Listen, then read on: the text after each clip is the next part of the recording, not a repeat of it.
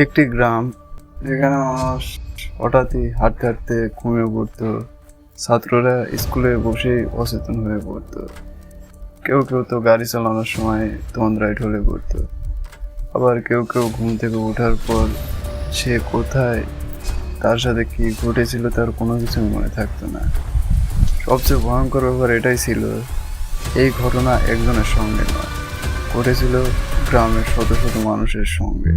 জি হ্যাঁ, এটা কোনো কাল্পনিক ঘটনা নয়, এটা সত্যি সত্যি ঘটেছিল একটি গ্রামের সবার সঙ্গে। And let's shift to Central Asia now. A strange and undiagnosed epidemic is gripping a small village there in rural Kazakhstan. An increasing number of people there keep falling asleep at random for hours, some even for days on end. Are there any clues to what's behind this so-called sleeping sickness?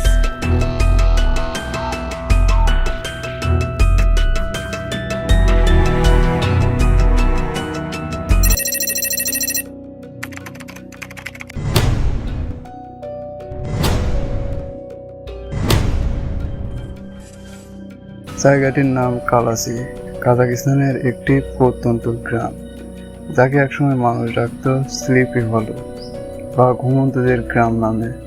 কারণ গ্রামের মানুষ এক অদ্ভুত সমস্যার কথা বলতে শুরু করেন।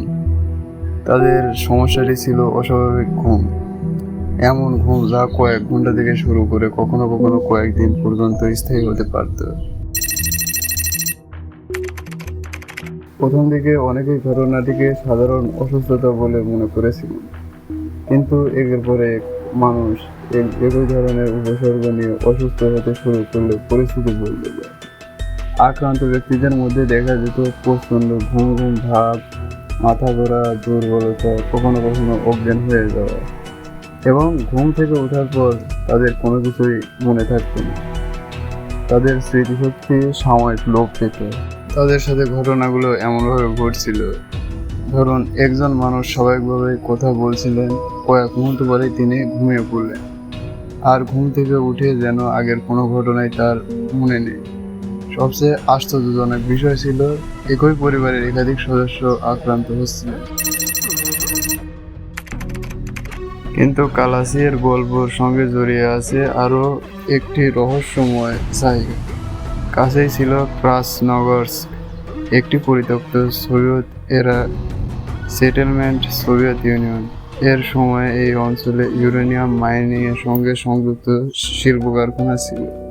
সোভিয়েত ইউনিয়নের পতনের পর খনি ও শিল্প কার্যক্রম বন্ধ হয়ে যায়। শহরটি ধীরে ধীরে জনশূন্য হয়ে পড়ে থাকে শুধু পুরনো ভবন, রাস্তা ও শিল্প স্থাপনার ধ্বংসাবশেষ। আর তখন থেকেই প্রশ্ন ওঠে, এই পুরনো ইউরেনিয়াম মাইনিং এলাকার সঙ্গে কি কালাসি এর অদ্ভুত অসুস্থতার কোনো সম্পর্ক ছিল? স্বাভাবিকভাবেই কাজাকিস্তানের সরকার এবং কাজাকিস্তানের সাধারণ মানুষের সন্দেহ ছিল রেডিয়েশনের দিকে, কারণ গ্রামের কাছেই ছিল পুরনো ইউরেনিয়াম মাইনিং অপারেশন সেন্টার। এজন্য বিজ্ঞানীরা গ্রামের মাটি, পানি ও বাতাস পরীক্ষা করেন, সাথে সাথে তারা রেডিয়েশন লেভেলও পরীক্ষা করেন।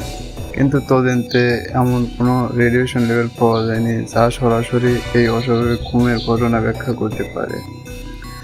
অর্থাৎ রহস্যটি আরও গভীর হয়ে যায়। যদি রেডিয়েশন না হয়, তাহলে মানুষগুলো হঠাৎ করে ঘুমিয়ে পড়ছিল কেন? এরপরে গবেষণার দিক ঘুরে যায় বাতাসের রাসায়নিক উপাদানের দিকে।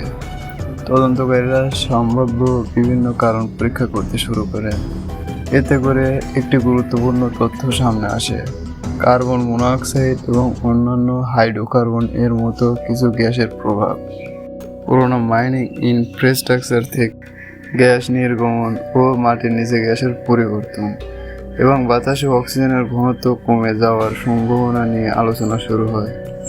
তবে কালাসির সিনড্রোম এক একক শতভাগ নিশ্চিত করা নিয়ে বহু বছর ধরে বিতর্ক ছিল।